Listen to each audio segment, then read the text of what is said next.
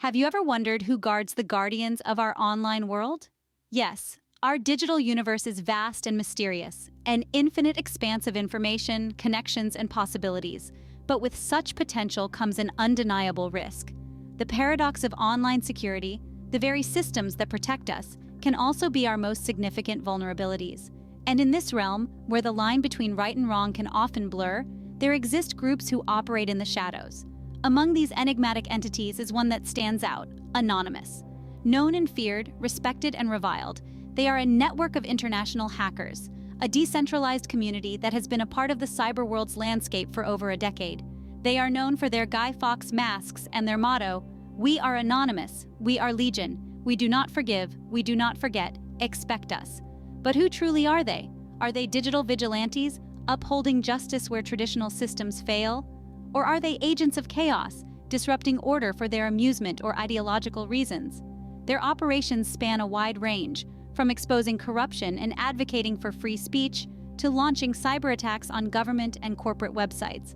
They are a dichotomy, a symbol of the power of collective action and the potential dangers of unchecked power. Some view Anonymous as a necessary check and balance in our increasingly interconnected world. They argue that in a space where governments and corporations hold immense power, groups like Anonymous can act as a deterrent, a reminder that the powerful can be held accountable. Yet others see them as unpredictable threats, as their actions can have unintended consequences. A cyber attack, even with noble intentions, can lead to collateral damage, affecting innocent bystanders and causing widespread disruption. So, who is Anonymous and what do they stand for? Are they the unseen protectors or unpredictable threats? The answer, as with many things in our complex digital world, is not black or white. It's a spectrum of grays, a paradox that continues to shape our understanding of online security and freedom. To understand Anonymous, we must journey back to their inception.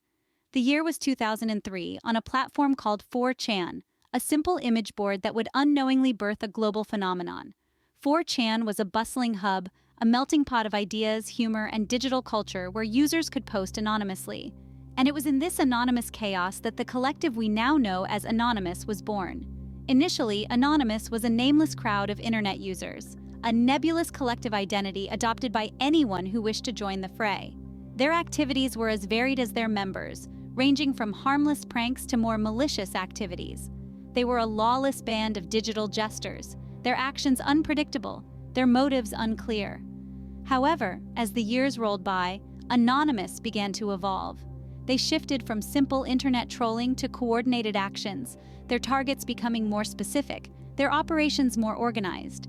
It was during this period that Anonymous began to take on a more political tone, their actions driven by a shared sense of justice and a desire to fight against perceived injustices.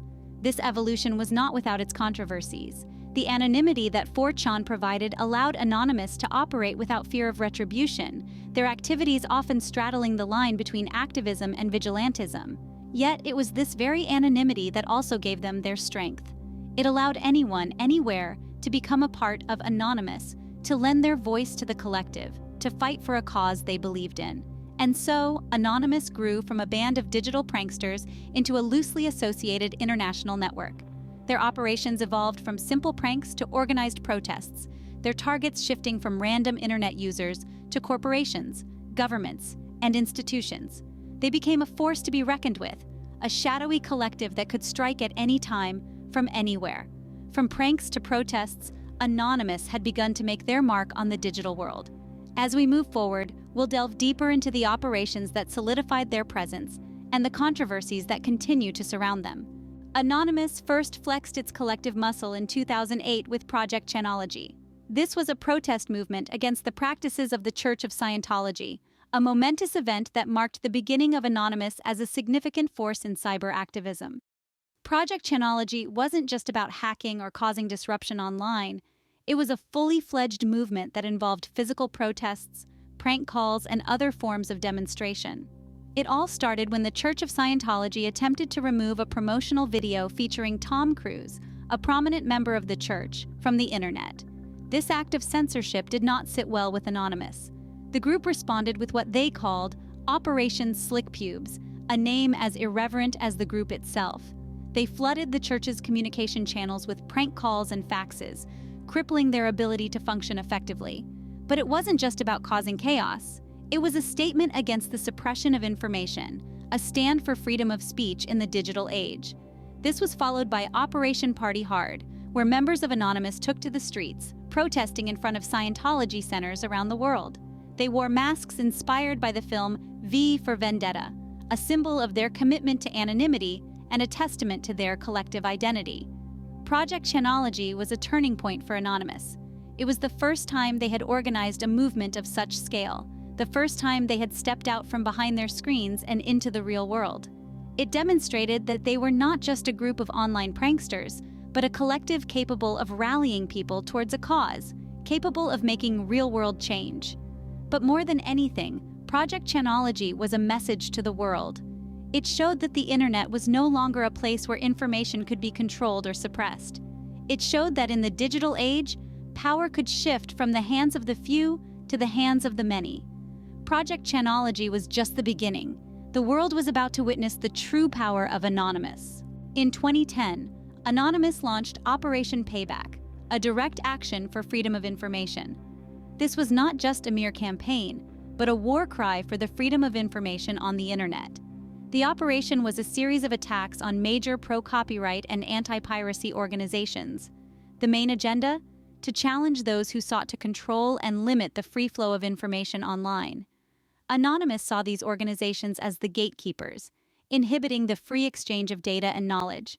They believed in a digital world where information was not barricaded behind paywalls or restrictive copyright laws, and so they decided to take a stand. Operation Payback was a retaliation against the shutting down of the Pirate Bay, a popular platform for sharing files. The attack was a distributed denial of service, or DDoS, where a network of computers overwhelms a server with requests, causing it to crash. Anonymous targeted organizations such as the Motion Picture Association of America and the Recording Industry Association of America. These were major pro-copyright and anti-piracy organizations seen as the perpetrators of the clampdown on the Pirate Bay. The operation was not restricted to the United States alone. It extended its reach across the globe, targeting similar organizations in other countries. The British phonographic industry, the Australian Federation Against Copyright Theft, and many others faced the wrath of Anonymous. The operation was not without its controversy. Critics argued that it was a form of digital vandalism, a cyber attack that caused harm and disruption. Yet for Anonymous, it was a necessary act of resistance against what they viewed as the oppressive control of information. In the end, Operation Payback was a significant milestone in the history of Anonymous. It marked a shift from random pranks to organized, politically motivated actions. It signaled the increasing power and reach of this faceless collective. Anonymous had shown they could strike against powerful organizations, but their next target was even bigger. The stage was set, and the world watched with bated breath as Anonymous prepared for their next move. In 2011, Anonymous stepped onto the global stage, supporting the Arab Spring protesters. This was a period of intense political and social upheaval in the Arab world, where the power of the internet became undeniable. As the winds of change swept across the region, Anonymous positioned themselves not just as observers, but as active participants. During this time, Anonymous played a crucial role by aiding the protesters in circumventing government censorship. This was a time when governments were trying to stifle the voices of the people, to smother the flames of rebellion in its infancy. But Anonymous chose to stand with the people, providing them with the tools and knowledge to bypass the digital roadblocks put up by their governments. They helped create virtual tunnels under these roadblocks, allowing information to flow freely and empowering the protesters to make their voices heard. But their support didn't stop at breaking down digital walls. Anonymous also provided resources for the protesters. This ranged from setting up secure communication networks to protect the protesters from government surveillance, to creating online platforms for sharing real-time updates about the protests. They even launched cyber attacks on government websites to disrupt their operations, a clear message that the world was watching and that the people would not be silenced. But here's the thing about Anonymous: they're not a traditional organization. They don't have a leader, a headquarters, or even a fixed membership. They're a loosely connected group of individuals, united by a shared ideology. This decentralized nature gives them the flexibility to operate across borders and time zones, but it also raises questions about accountability. Who's to say where the line between activism and anarchy lies? As Anonymous continued to grow, so did the controversy surrounding their actions. While some saw them as champions of freedom and democracy, others labeled them as vigilantes, crossing the line into cyber terrorism. The debate around Anonymous and their actions continues to this day, a testament to their impact and the complexity of the digital age we live in. While some view Anonymous as digital vigilantes, others see them as a threat to online security. Indeed, for all the applause they get for their cyber activism, Anonymous has not been without its share of critics and controversies. One key criticism is the potential for misuse of power. With their technical prowess, Anonymous has the ability to disrupt businesses, governments, and lives. While they often target those they see as corrupt or oppressive, there's no guarantee they won't turn their sights on less deserving targets. After all, they are judge, jury, and executioner in their digital realm, and this unchecked power can easily be misused. Another concern is the lack of accountability. Since Anonymous has no leadership, no official membership, and no public face, it's hard to hold them accountable for their actions. If they make a mistake, if they target the wrong person, or if they cause collateral damage, there's no one to answer for it. This lack of oversight and accountability is a significant concern for many. Lastly, there's the issue of privacy. The methods Anonymous uses often involve hacking into private systems and releasing confidential information. While they may argue that this is necessary to expose corruption, it's a clear violation of privacy, and once privacy is breached, it's impossible to fully restore it. This cavalier attitude towards privacy is seen by many as a threat to our digital rights. Despite these criticisms, Anonymous continues to operate, driven by their belief in justice and transparency. They've shown us the power of collective action in the digital age, and they've challenged us to think about who holds power in our societies. But they've also shown us the dark side of this power, the potential for harm when power is unchecked and unaccountable. The debate rages on: is Anonymous a necessary force in our digital age or a dangerous anomaly? Regardless of where you stand, it's clear that Anonymous has forever changed the landscape of cybersecurity, for better or worse. Regardless of where you stand, there's no denying the impact Anonymous has made. This collective, shrouded in mystery, has left an indelible mark on our world, influencing internet culture, cybersecurity, and even global events. Imagine a world without Anonymous. The internet, our modern-day Wild West, would be a vastly different landscape. They have been a catalyst for change, pushing boundaries and challenging the status quo.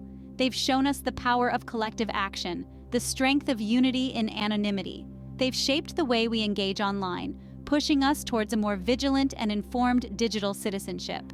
From a cybersecurity perspective, Anonymous has been a game changer. They've exposed vulnerabilities, revealing the fragility of our digital infrastructures. They've made cybersecurity a household term, forcing businesses and individuals to prioritize online security like never before. In the realm of global events, Anonymous has played an intriguing role. They've supported social movements, provided platforms for voices to be heard, and challenged oppressive regimes. They've breathed life into the concept of digital activism, proving that the internet can be a powerful tool for change.